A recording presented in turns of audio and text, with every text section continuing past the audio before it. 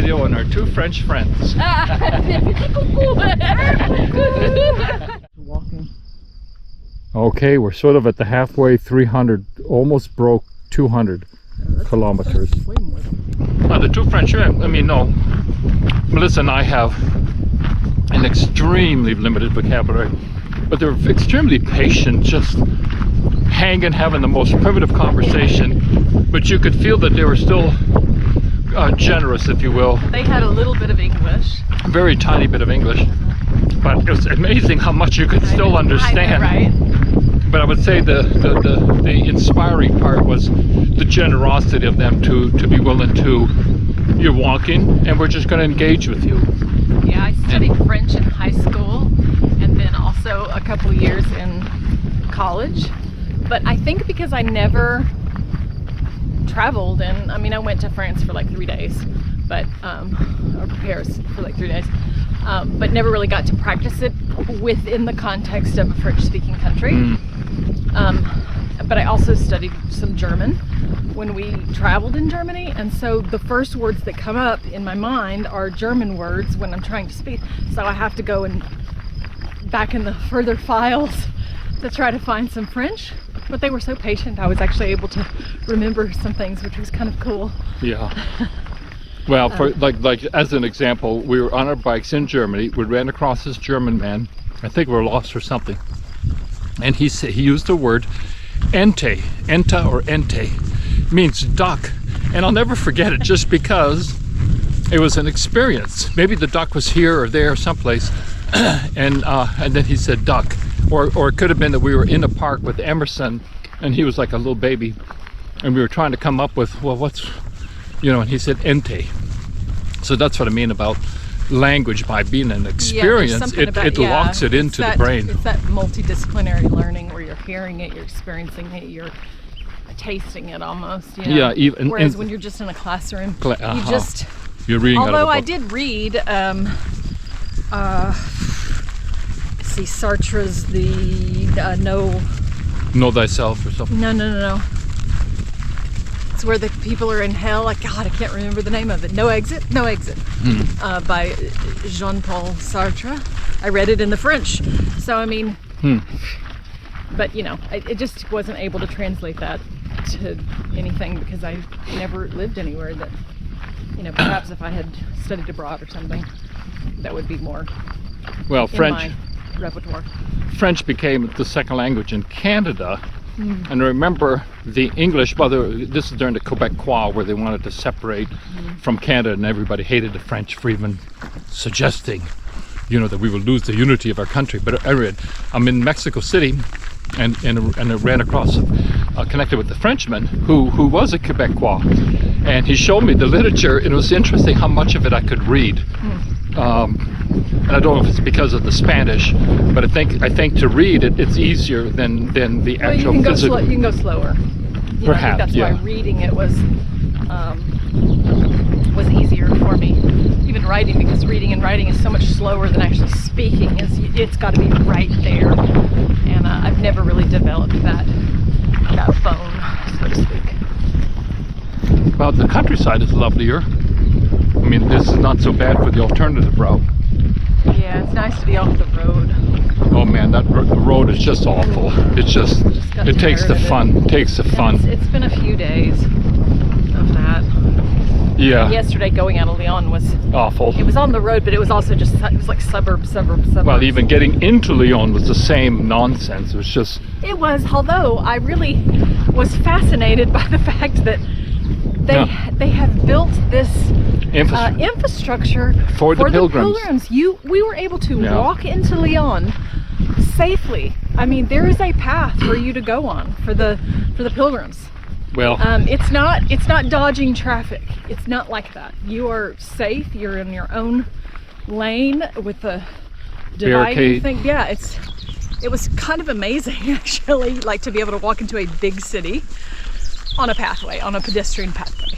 Well, and I'm beginning to get the sense of the pilgrims are a protected class. They really are. I mean, so. like you can stop anywhere to use a bathroom. I mean, it's almost, and you're not looked at funny. And I'm getting the attitude of, you know, I'm a protected class, so we met a guy from Sweden, and he was carrying a pretty long knife. It was, I don't know if it was 6 inches, but it was pretty darn close. And the police stopped him and they said, you can't have that. And they allowed him to have it as long as he kept it in covered, like in a pocket. He couldn't open carry. Couldn't open carry, in other words. He also said that if wild camping apparently is illegal in Spain, but if you hang a shell on the outside of your tent, show that you're a pilgrim, which is the symbol of the pilgrim. We all carry shells on our backpacks. If you put your shell on the outside of your tent, they'll leave you alone. I thought that was interesting too. So it is kind of a, but yeah, it's like a protected, well, so much a part of their culture though. I mean, even in the, you see the pilgrims go, it's like a, and everybody's like in the same costume, so to speak. Well, I mean, they've got their poles and the backpacks. It's probably a huge low environmental impact economic boost. Think about it. People are walking. They're not driving cars, blowing off CO2 in the atmosphere. Although depending on your food mix and your combinations, maybe a little bit of methane. But at any rate, so it's a low impact. But they do bring a lot of money, and they do bring a lot of money to certainly to the smaller communities that would just wouldn't survive. Yeah, and maybe just wouldn't be there. Yeah, and maybe that keeps people more stationary, instead of everybody going into the big cities and putting more pressure on it. Well, there's economic sustenance in the smaller cities. And I mean, quite interesting, the little Orbigp we stayed at, the couple of Spaniards that I stopped and visited with, they were all from Leon, and they just drove out of town, probably 10-20 minutes, and just hung out in the smaller town just to get out of the city. It was cute though. I mean, they did have a cute little sitting area. It was a nice. And it did look like they were making dinner last night. It looked like it was pretty good. It was just a little on the pricey side. I thought, for us, we don't like to spend money on food. Well, it's just, I'd rather spend money on a nicer accommodations. We've always been like that as we travel. It's just too much money to spend. Plus, I don't eat that much food. Well, no, I do say that if you ate out every day, I don't want to get into the germ phobia thing, but I mean, in reality, you are exposing yourself to an awful lot of talking, spitting, hand touching, and I'm going to say that it seems like a lot of these albergues lack female standards in some respects. It's like it seems like they're run by more male running. I don't know if that's a fact, but it does seem like it lacks a little bit of the finer finesse and the cleanliness, if you will. I just think too often, especially as travelers, I found in our travels, you can just eat too much. I mean, and all that like eating in the morning, it's just too much eating. And there's a really nice feeling about actually being hungry. And maybe you don't allow yourself to actually be hungry. Maybe we've forgotten how to have that because we live in so much plenty. Or we're filling an emptiness inside with food. But yeah, food is expensive. Even at the grocery store, it's expensive. Yeah, true. So, we just come up with a really simple meal that we make almost every night. Last night there was nowhere to buy food, so I had an avocado for dinner. That was my dinner. And I think I had 4 or 5 potatoes with olive oil. So I know what. I know. This is my real. See, I brought. I'm not going to say tons, but I brought bags of granola and nuts with me. And Melissa was all mad at me about how much weight. It was probably, I'm going to say it was probably close to bloody 20 pounds. And I'm down to the last couple of bags, and I tell you, man, I miss it. I'm beginning to fear. It's really smart to, especially if you're having a bag transport. Yeah. Put a few dried things in there. I think Raymond said this on one earlier talk. Was even if it's a bag of, a box of crackers, granola bars, something that you have in there for those chocolate bar. It's happened several times where it's been Sunday, nothing's open, or you're in a small town, there wasn't anything, and they have dinners at the places, But you know, it was 18 euros last night per person. And that's on the And, cheaper side. Usually, And it's typically more food than I don't need that much. So yeah. I'm gonna be hungry by the time we get to the next town though. Yeah, see, so you think about okay. it, you're spending 50 euros for your accommodations. I know.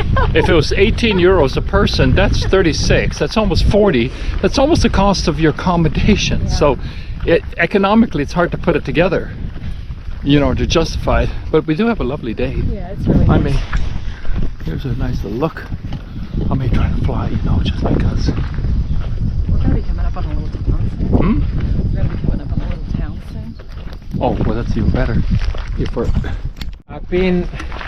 There are many positives, but the two things that I've been disappointed in is the number of people.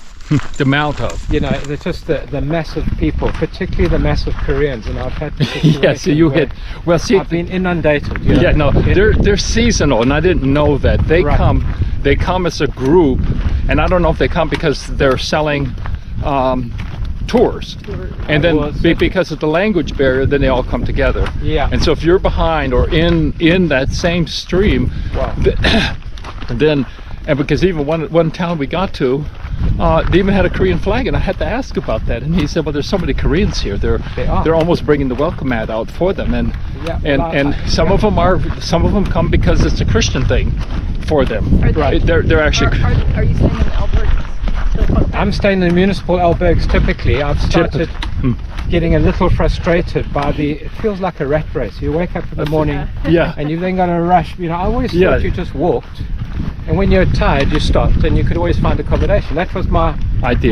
my unrealistic expectation. Okay, so that's now I want to ask you about that. Yeah, that's the first thing. the first you had the unrealistic expectation was About just being able to follow your your dated. follow Yeah. your nose. Yes, and then And- here I am. I get to this cute and- little town, and and I'm you just gonna, stop, and at the Orbigp, and you'll know that you'll find. but you don't. You don't find it. Well, You're starting to there's make- always the risk that you don't get Are it. you making reservations now? I am now, yeah. Yep. Yeah. And And you had not planned to do that? no. Oh, okay. And See, for me, that was part of the Yes. appeal of Right, the Camino. right. You just go. You Was just the go. freedom. The pilgrims. Well, Yeah. it's the more traditional pilgrim. You go until you don't want to go anymore, and then you stop at the first Orbigp, and then there's accommodations, and they take you in, and they keep one or two rooms just for the. Exactly. But it's not the fact. Yeah. We ran into a lovely woman, and we get to Aga's. She even had a reservation at the municipal on her phone. Yes. And she got there, and they had given her reservation away. Yeah. And she had to take. She was fortunate that our hostess took her to Burgos, Right. drove her, which would have cost her probably at least 20 or 30 euros. Wow. So meaning Another disappointment. that was Yeah. a real. And Yeah. and you're tired. Yeah. Yeah. Exactly. I mean, I sat in. I forget all the names of places, but Yeah, I know. twice. One Yeah. was Roncesvalles, so early on. Roncesvalles, yeah, that's it. And there's a big monastery there. Yes. And this poor American woman, Kathy, I remember clearly, you know, we had finished probably an hour and a half before, and we had passed her up the Pyrenees, and you hour and a half before, so meaning you got there to about the 1 monastery o'clock, before, 1:30. literally at opening time. Ooh, And which is and she then came through much later. But I'd spoken to her on the Camino and asked her, you know, how are you doing it? Are you booking? She said, no. You just- She'd been told the Camino provides. yeah. And she got there, okay, maybe she was quite late. It was more than an hour and a half, probably, let's say 2 or 3 hours. And it was starting to rain, and she Yeah. couldn't get accommodation. She had to get a taxi to go take her to Pamplona. Pamplona. And I mean, that was 50 kilometers or something. Oh, that's a long. But there's a whole bunch of little towns right after. Well, I guess that's where she could get accommodation. Yeah, because Zubir is after that, and that's Yeah. really hard to find. Yeah. accommodation. So, well, then there's about 3 because we walked through them, and yeah, they do book up.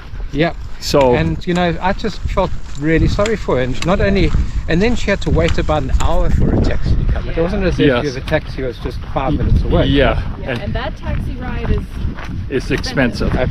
Probably because it's. Oh, yeah. We flew into Pamplona, Yeah. took a taxi to St. John. Hour and a half. 124 124 euros Really? for 2. To Roncesvalles, probably like 75, I think. Yeah, yeah.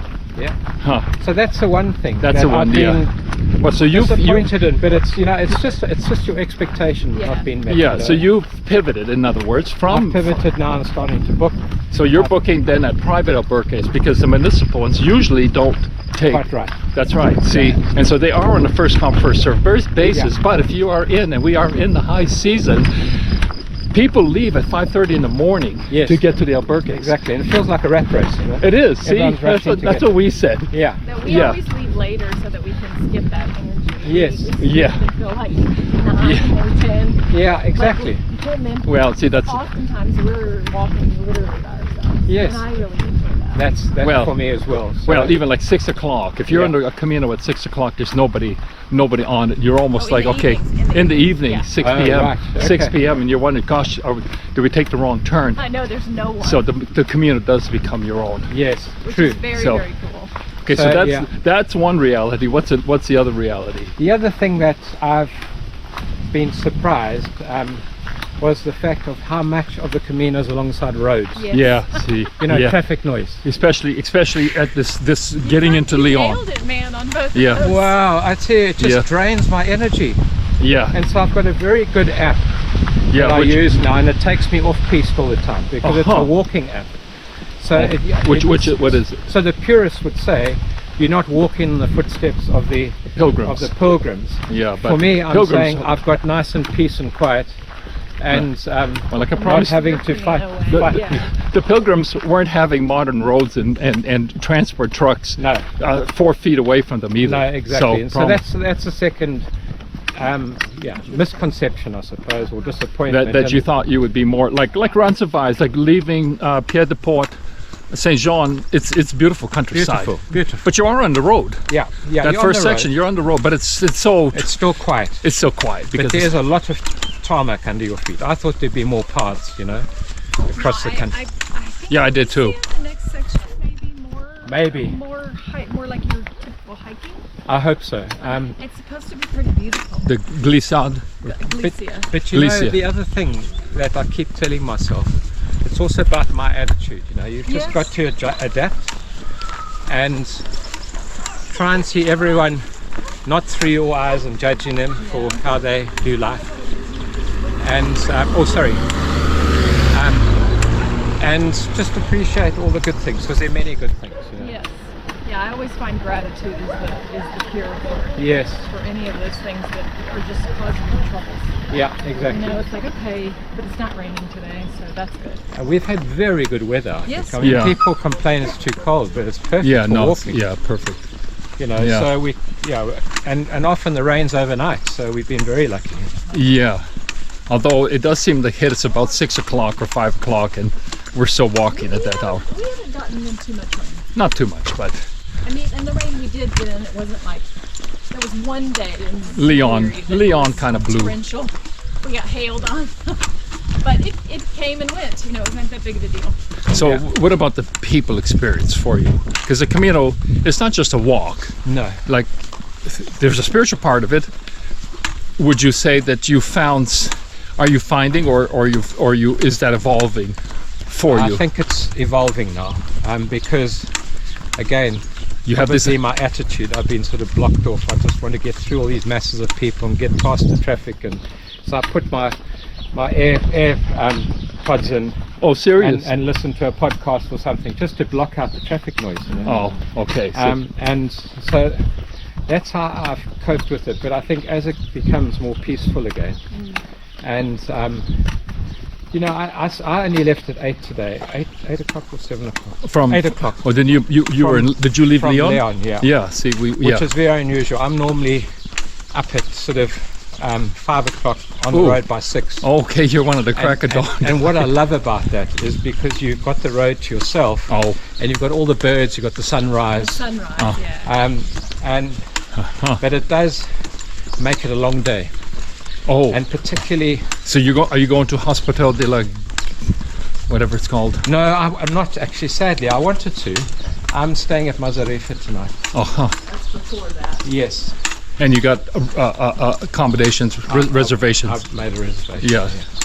Now, how about the people thing in terms of, okay, I was a little, I know it's sad, but I thought The people that you would start the Camino with would be the people that you would somewhat meet along Yes, the way. it doesn't work like that, does it? It doesn't, not, no.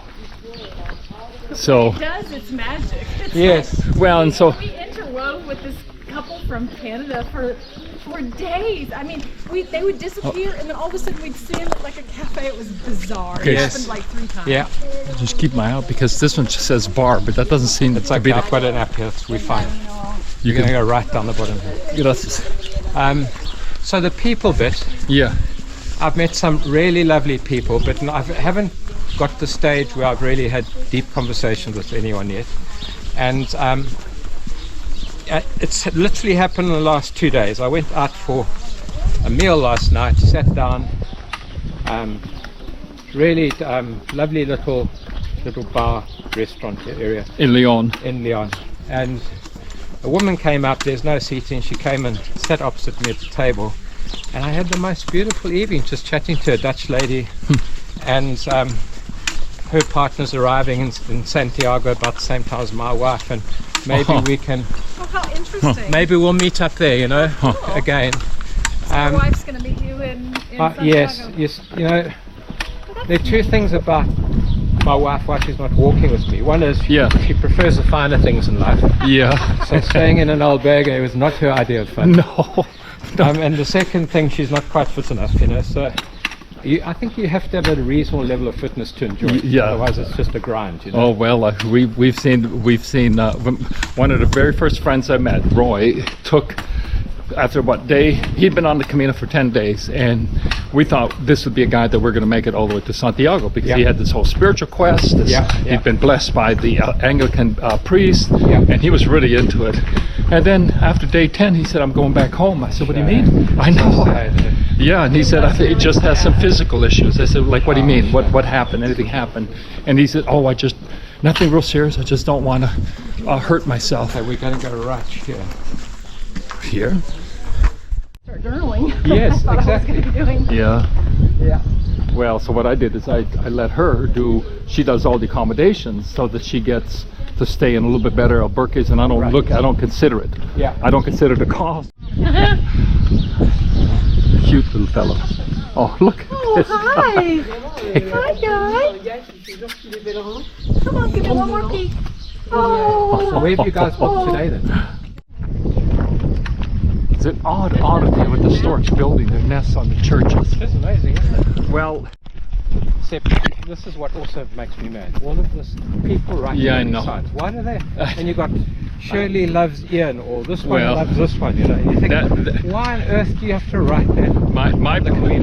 my peeve is leaving your toilet paper on the Camino. Yeah, That's the one that gets me. dropping it. Yeah, Dropping it and just leaving it right in the path. Okay, you don't want to carry it. I get it, but just throw it in the woods or throw it in the bushes. I haven't seen any of that. But Oh, I have boy, seen I- kids drop their tissues, but I think No, that's really yeah. gets me. Well, it's like, again, you're supposed to be the custodian to take care of the Camino. Exactly. But but remember, you have every kind of people now that are walking it, so it's not. There's probably just a small percentage of people that are actually doing the Camino that have, I would call it like a spiritual intent, a reason. Sadly, it's not the majority. No, it's not. But that's what happens when you have things popularized. Yeah. Exactly. But on the other side of it, by having that popularity, you now have the infrastructure that's available for you and me to stay in a private albergue that's a little bit nicer, that isn't all blown out. So it's kind of a complicated. It must be a huge money spinner for Spain. It's a huge one. Yeah. Oh yeah. Incredible. Yeah. In these small towns. Yeah. Like- Some of them must just rely completely on the Camino. Yeah, I mean, where do you get? I mean, how is it like that albergue that you just passed that you had breakfast at? There's a municipal one there that's all blown out. Yes. But then you have this very nice one that has a lot of beds. Yeah. How is these? You know, that's a blown out little town. Yeah. Nobody would ever go to it. No, exactly. So, I'll give you my YouTube channel because I posted. Right. The Roy guy gave me the whole description of James. Right. And what the significance of it was. I'd be interested in that. Yeah. And so I'm studying the book, and today, I was just doing chapter 1 today, verse 1 to 12, and it's talking about this thing about trials and tribulations and how we, you know, as much as they're difficult to deal with, they're actually all about building the character, you know. Yes. And getting you more like Jesus, you know. And there's, I don't know whether you've heard of a guy by the name of Francis Chan. No. He's a Chinese descent, but he lives in the States. He's the most amazing preacher. Uh-huh. And there's a channel called Right Now Media that we have access to through our church, and he's talking on James, and he just Like right now, he's doing a study, a series on James, yeah. And so, to me, there needs to be a spiritual purpose for me, you know, and I know that everyone's different. Right. And I want to end the Camino feeling much closer to God and feeling empowered, excited, inspired about however many years I've got left. I retired a year and a half ago. Yeah. 66 years. So 66. Yeah, I've got my quite good genes. My mum lived until 93, my dad until 88. So Okay, good I'm genes. hoping that I have similar. 10 more Caminos in you. Well, yeah, we'll see about that. We'll see about that. But the good thing is, you know, is how can I use the next 20, however many years I've got left, yeah. So, to make a difference to other people, you know. And so that's much Yeah. of my reason for doing the Camino. And I think studying scripture and praying a lot and going to these beautiful churches, which I sometimes have mixed feelings on because they are yeah, they're so rich. so ostentatious. Yes, and they're so rich. And what was the purpose of spending all that money when you could have been providing for the poor? Exactly right. And the Catholic Church didn't always do good in the old days, you know. Well, And you know, it's easy to point fingers, but and it still is another hierarchical system. You know Yeah. that. I mean, I hate to say it, but the Pope went woke. That's not a good sign. You know, you have a Pope that's gone, who's adopted, and it's almost as if it's to say that we're good people because we're taking on these woke ideas. yeah. But woke ideas it's a secular religion. Yeah. It's man's secular religion, and I'm not seeing it bringing people closer to the promised land or to a higher personal evolution. In words it sounds good, equality, equity, but your description of South Africa, that's a reality. Yeah. That's actually what happens. Incompetent people are now, instead of having and rewarding hard work and competence, Yeah. you're now rewarding bad behavior in reality. Well, you take all this thing about gender. Let's take a selfie of you now with that in the background. Okay, we just arrived into this town. Our friend David there's got a reservation. He was quite an interesting to have a good chat with him. It's interesting that sometimes you're actually afraid to go into the weeds with the politics because that can get unpredictable. So you do kind of keep a more general conversation, talking about humanity and, you know, are the new ideas bringing people closer to a better life or worse. So that's always a nice way. But anyway, here's a cute little town. We're not staying here. We are going to Vilar de Mazarif. That's probably where we are. We were here last night. We started in Lyon and we went to La Virgen de Camino, and then we spent the night here on Oncinae de la Valda, posted there, and then we're here, Vilar de Mazarif, and we're going to pass this town, and that's our home. Really, these things are just little farming communities that just by circumstance happened to be on the Camino, and the Camino became popular maybe through the movies. I think there's a few documentaries that were done on it in Europe, and it became a thing to do.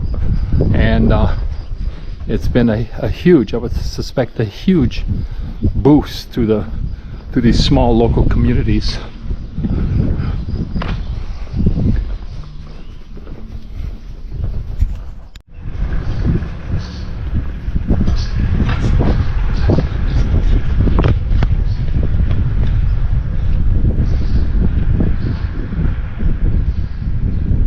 flag I've really seen flown, and it's kind of beat up. Yeah, they need some new.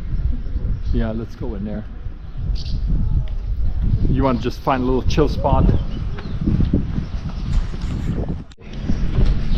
Aprete.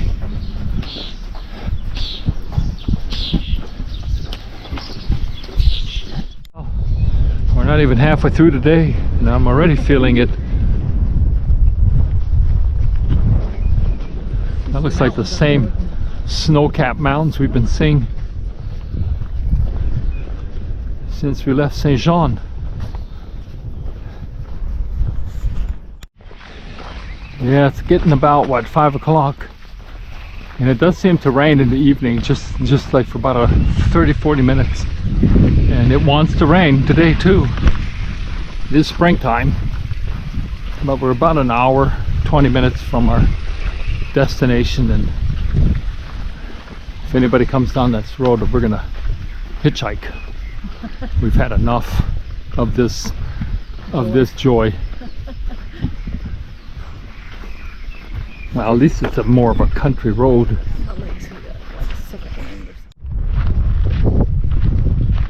About an hour and a little over an hour to our destination.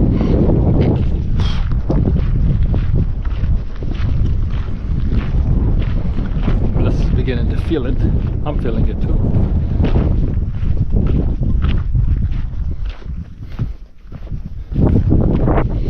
The Meseta. Okay, so you get off of that farm road that we were on, and you do go through this town. This is the town before our town, so we're not quite there yet. Still got a long hour to go. Santa Lucia. I'm not sure if that's the name of the town, probably not. But the Alburquerques greet you first thing. Picking up a fair bit of wind. Okay, Villa Vante. I don't know if that's the name of the Villa. Llega el oro verde. Green gold. Los compañeros. Camino de Santiago. Okay, enough of that.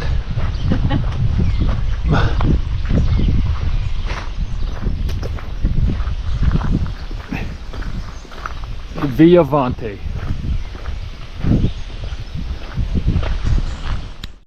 Real cute church though. Huh. Real cute door. Boy. Calle la Iglesia. It's quite a church really, with a tower and everything. And look, it's odd, you don't see any stork nests on the top of that water tower, and that would be an ideal place. I mean, even this place doesn't have a stork nest. And we got some wet weather rolling in. Hopefully we can bypass that. Yeah, a lot of these towns are just like this, man. It's like everybody is on nappy time.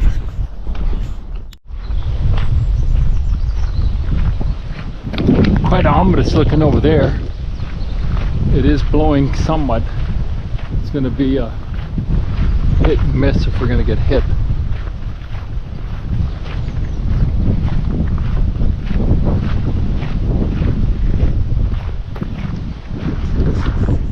About 20 minutes to our destination for tonight. Hospital something. Big road. I mean, we may miss the wind. I mean the rain. It looks like the rain over there, and the wind is blowing it away from us, so that's a good sign. Way off in the distance, you see snow on that mountain. It's windy.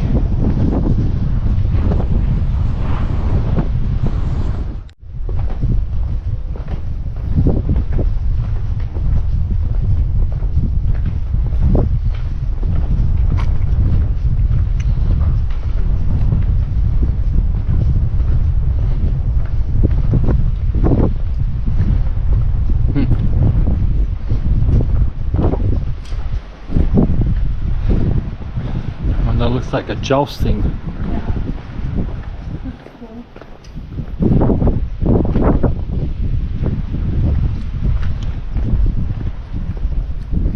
Oh, that's a river. Yeah, it's too long to go to be able to sort of appreciate getting into a town.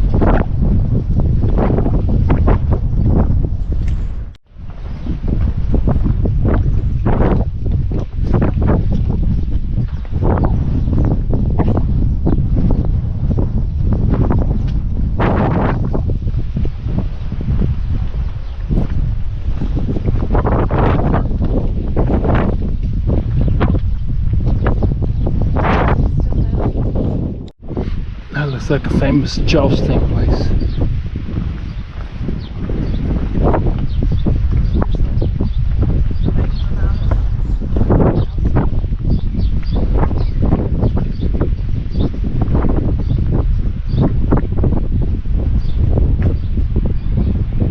I'll have to read that later. Some water. Where are we? Turn right, left up here. There's a cylinder cut up here. It wants to go to our place, just like right down here.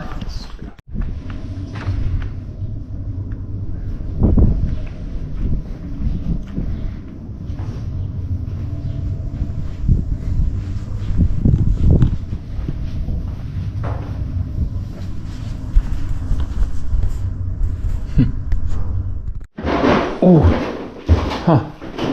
Muy bonita. Gracias. Tenemos The view from the back, it's quiet, thank goodness. Ooh. She's got a... It's okay. It's okay. You can say you're sorry. I appreciate it. Coffee pot. I know. Oh man, you know, I just...